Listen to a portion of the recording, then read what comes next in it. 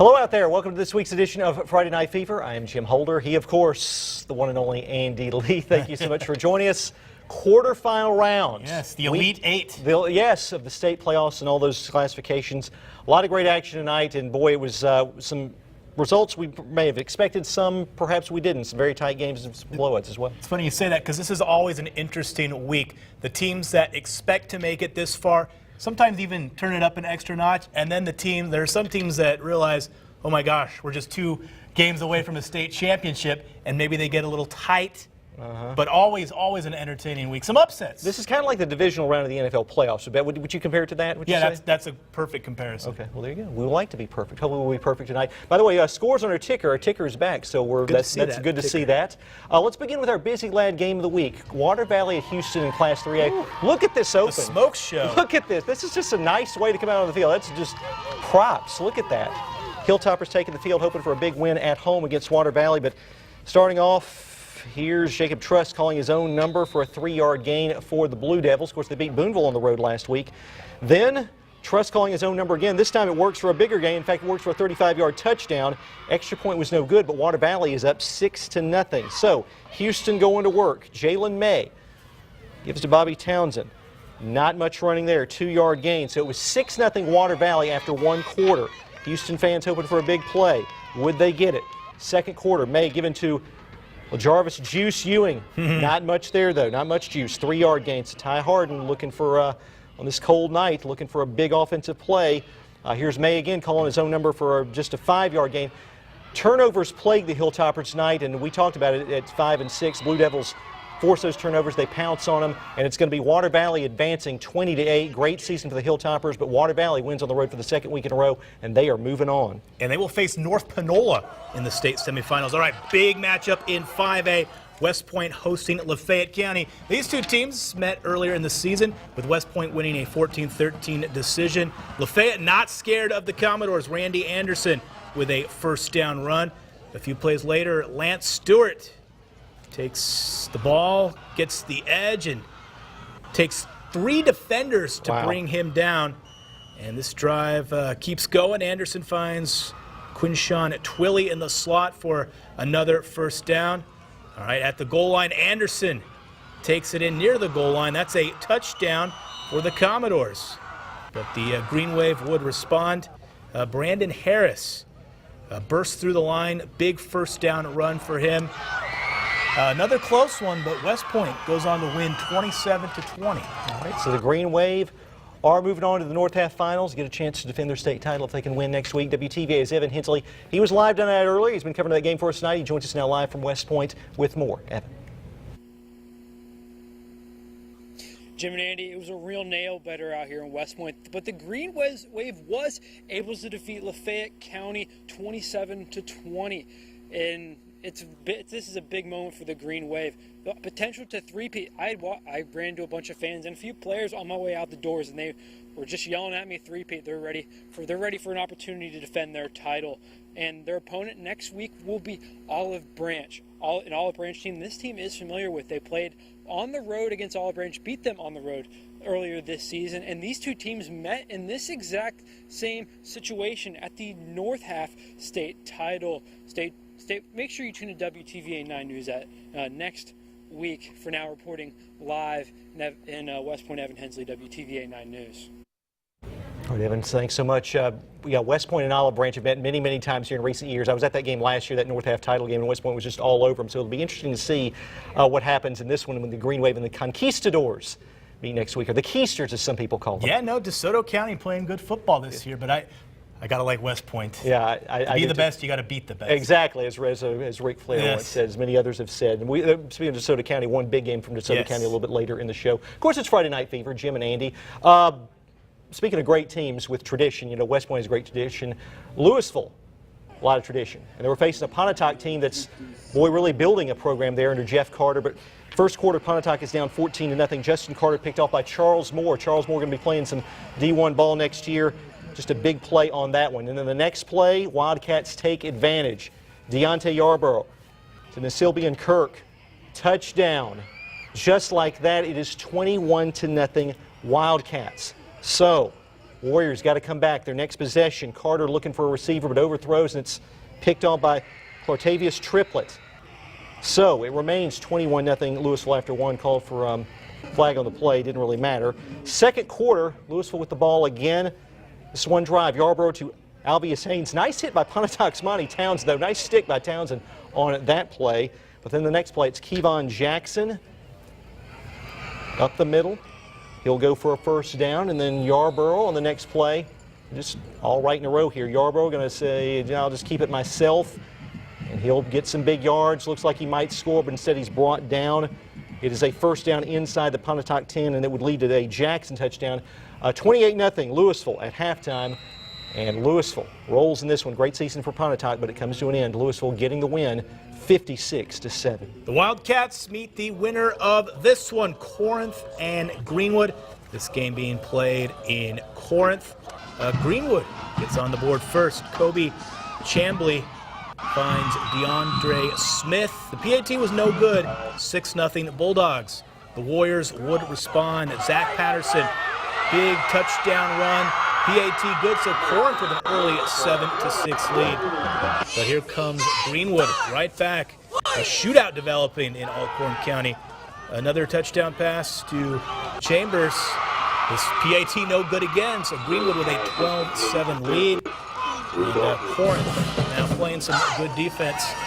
They would get an interception here. Another good-looking pass, but it's intercepted by a Corinth defender. So would the Warriors cash in on the turnover?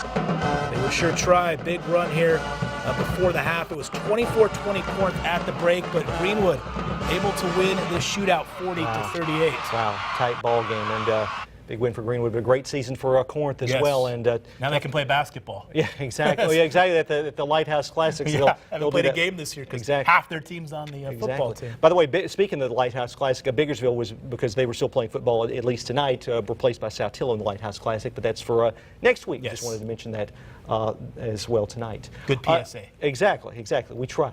Hey, every week we have that Instagram contest to decide our band and cheerleaders of the week. All right, Andy, I did some research this week. We have stats. Yes, I got out my trusty Commodore 64, got that out. Coming into tonight, the school that wins Band and Cheerleader of the Week has gone 5-8 in the game of the week. So it's good to win Band and Cheerleader of the Week, but not necessarily good for your team if that happens. So, and guess what? That was, I'm pretty sure Pontotoc won this week. Well, no. Well, Pontotoc wasn't in it this week. I'm sorry. It was Houston. I always get that wrong. No, exactly. No, it was Pontotoc's won it before. No, it was Houston winning Band and Cheerleader of the Week.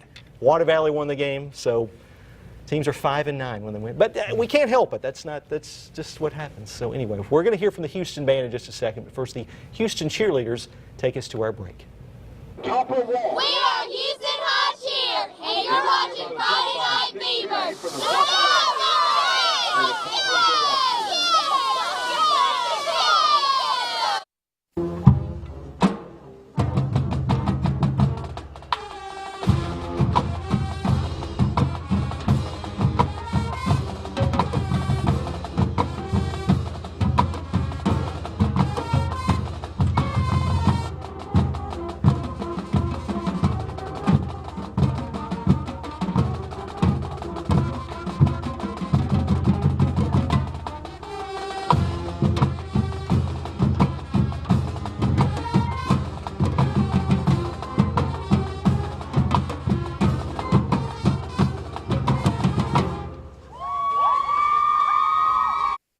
All right, our band of the week from Houston. Did I see someone with an iPad there with the light on it so they could read their music? I think you did. Yes. Yes, that's the way to do it. Yeah, no more sheet music. Exactly. It is 2018 after all. Well, some are still using sheet music. I think it depends on what the situation is. That's true. What the instrument is. I don't know because I'm not a musician. It's a good song. They mixed it up. Yes. Not the usual ESPN Sports Center.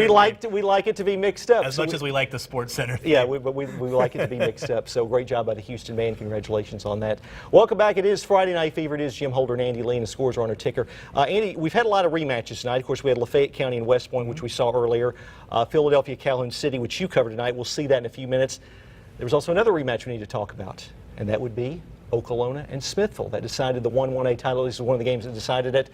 And the rematch tonight at the Swamp. Smithville's up 7-6 in the second quarter. The Chieftains' Ja'Coria Stanfield runs it to the Seminoles 45 to inside the 5. So Okolona is threatening. But 3rd and goal. Okolona taking the lead on this touchdown carry. He was slow to get up with Stanfield. He would be okay. But Okolona's got the lead 12-7. We're thankful he is okay. And then the Chieftains' defense would make a play. Avion Johnson harassing Octavian Miller. He fumbles after the scrum. Korea Hikes takes the ball away. Okolona's got the football again, but Smithville's defense stepping up. Strong gang tackling by the Seminoles defense, eventually forcing Okolona to punt on that drive. Smithville's defense also coming away with the turnover on Okolona's next possession. Javen Johnson putting one up in Smithville territory. Jabril Smith making the pick for the Seminoles, which is known for his being a great running back. Smith with a great play on defense. 12-7 Okolona at halftime, but all Smithville in the second half. Seminoles get the win 21-12. They are moving on. So who will they play next?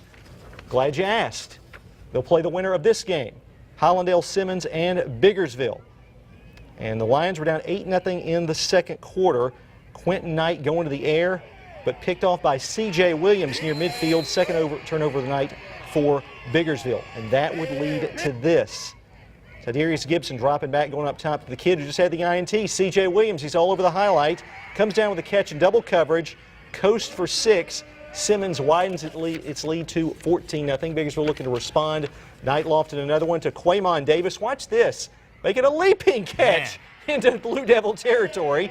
However, that drive would produce no points. Simmons forced to fumble inside the 5, and that led to this. Demarius Turner on the read option, taking it to the house, 98 yards. Man, just a backbreaker there. Simmons up 20-0. By the way, this one played at Mississippi Delta Community College, and Simmons, no matter where it was played, they win 32-0. 53 straight wins for Simmons, and Simmons will play Smithville next week. All right, let's go to Class 2A. Scott Central at Eupora here in quarterfinal action. The Rebels get the ball first. Navante Strong nowhere to go. And I'll tell you who loves that, the Maroon Mafia. They've been featured on the social media center many times this year. But the Mafia wouldn't like this. On 3rd down, Trayon Wash with a 1st down run for Scott Central. Rebels in business. This is a punishing 1st down run by Jabril Vivians. Of course, Victoria Vivians went to Scott Central, so I can only assume that's kin to Victoria Vivians, Jabril Vivians. This is Navante Strong with another 1st down run, and then Strong caps off the drive with a touchdown. Scott Central wins this one 28-14. The Rebels will face Philadelphia or Calhoun City in the next round, playing for the 2nd time this season. The Wildcats won 15-7 in September. Looking for a repeat of that tonight. Another defensive battle, 7-0 Calhoun City in the second quarter. Davion Hull and Shantavion Crawford with a nice open field tackle on Ray Darius triplet. And Jay Bailey with a nice open field tackle on 3rd down. So on 4th down, the Tornadoes forced to punt. Watch this. Incredible play here. The snap goes over the head of Asher Morgan. Could be disaster for Philly, but Morgan somehow able to boot it out of there and gets a big tornado bounce. And what could have been a horrible disaster for Philadelphia ends up getting down at the Calhoun City 13-yard line. The Tornado fans appreciate that effort. Anthony Campbell with a nice 1st down run here, but Calhoun City content to take a knee, take a 7-0 lead into the locker room.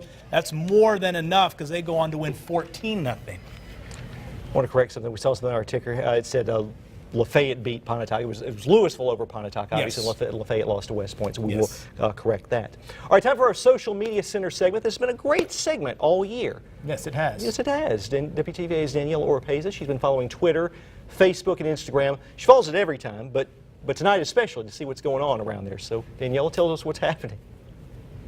Thanks, guys. We've had such a great season, and I hate to see this be our last social media center. We begin tonight from our game of the week, Water Valley at Houston, and as sports director Jim Holder says on Twitter, this may be the first thing you see when entering the Houston High School's football stadium. The community remembering William Anderson, who died earlier this season during a junior varsity football game. This was just one of many ways his legacy has been kept alive. Still in Houston, a season comes to an end, but it's all smiles for the these fans, our videographer Alvin Ivy and Houston High School alum, sending in these pictures. A tough loss tonight, but a great run this season. And it couldn't be done without these girls cheering them on all season. On the left, the Houston Hilltoppers cheer squad, and on the right, the Water Valley Blue Devils cheer squad. And to West Point and Pontotoc, these fans bearing the cold for their teams. You know, that's the ultimate devotion when you can sit in those stands in this cold. Now, all season, we've had some avid folks who tagged us in their social media posts, and two of them specifically never missed a show, and they are Calhoun City fan Precious Pratt and Eupora fan Blake McMullen. And tonight, Precious Pratt making her debut with none other than a selfie with our own Andy Lee. Andy, you met a celebrity. And we're still waiting on a tweet from Blake McMullen. I'm a little disappointed in you tonight. And I like to dedicate tonight's Flashback Friday to the Lobhans. WTVA's Emily Leonard posting this gem of Little Penny to Instagram back in 2014, saying, "Thank you for my balloon. Can't wait for Friday Night Fever." And to finish tonight, our sports reporter Evan Hensley sending this selfie of his family who came all the way from Ohio for an early Thanksgiving. We're so happy to have y'all and hope you enjoy your Thanksgiving here. Well, I've really enjoyed this season. Until next year. Back to you guys. All right, Daniella, Oropeza, great job. Good to see the Hensleys. Yeah, they didn't think they'd, coming from Ohio, they probably didn't think they'd have to bundle up in Mississippi. They didn't think so, but we get winter here too now. Exactly. They'll find that out the easy way or the hard way, I guess. And Daniella's right. I did feel like I was meeting a celebrity when Precious Pratt came down to the field and took a selfie with me. So you got to be on the social media Yes, center. I did. And I snuck my way on. And I didn't intend for it to be. One of my entries was in the social media center as well. So, hey, better late than never, right? That's right. Exactly. Okay. All right. Well, Danielle, appreciate that so much. Friday Night Fever, of course, we've got to continue with our highlights. Scores on a ticker. And here we go with Starkville at Horn Lake. We promised this one. This is in Class 6A. And here we go. Horn Lake quarterback Rodarius Jones running 90 yards for a touchdown. And Horn Lake on top. A lot of people they thought this might be a North half final game. Of course, Starkville had that loss to Northwest Rankin, which prevented that. So here's more from the Eagles. Wide receiver N'Kobe Dean rushing for a touchdown here in the second quarter. Horn Lake continuing to roll. Starkville wanting to get back to the 6A finals and possibly win it. Horn Lake running back Tony Washington muffs the punt. Starkville is going to recover on this play. So the Yellow Jackets have some life. So Luke Altmaier, Starkville quarterback, looking for Rufus Harvey. They've connected on many times this year. They connect again, cut it to 14-7 at the half. But Horn Lake wins this one 35-14, number one in the state. They'll move on to the finals next week. A fine season for Starkville comes to an end. As a big win for the Eagles. Okay, back to 3A South, Winona at Seminary. And number 3 for the Bulldogs. Gets 6. That's a Seminary touchdown on their very next possession. Seminary would score again as Jordan Barrett slides into the end zone. Yet another Seminary touchdown. And like Hollandale Simmons, the Superman logo on their helmet. I like that. And with the Superman colors, too. Solid look there. Seminary showing some skills on the other side of the ball as well. Take a look here at sophomore Jabori Pitts taking down a Winona running back for a loss. Seminary would score with 25 seconds left. Winona had one shot at the end zone with 8 seconds left.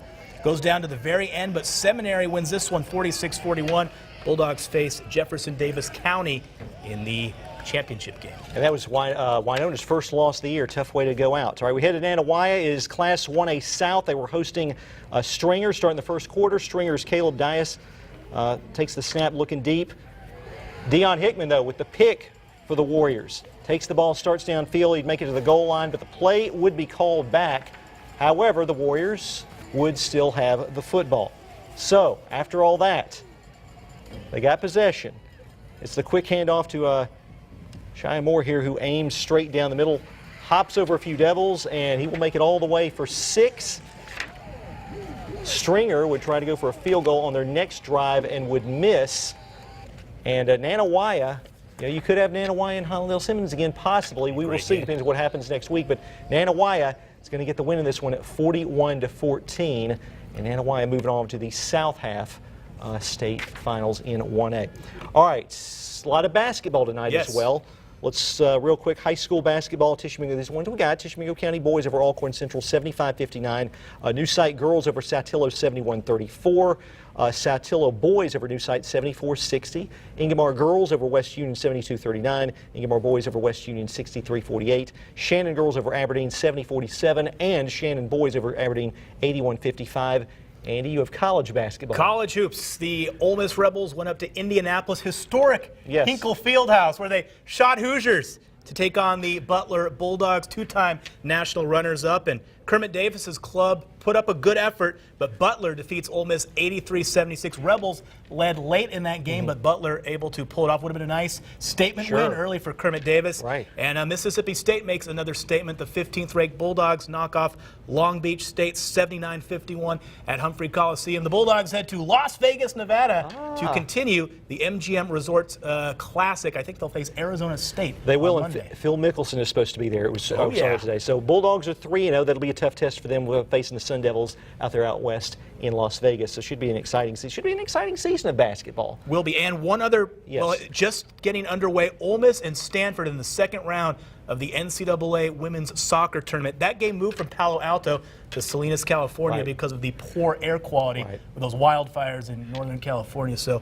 that one getting underway late. Have a score for that one tomorrow. Exactly. All right, so that's going to do it for this week's edition of Friday Night Fever. We're going to be back here the next 2 weeks for North and South State Championships. But coming up shortly on WLOV, our final edition of Friday Night Fever on Fox for the season. For Andy Lee and our entire staff, I'm Jim Holder. Have a great night.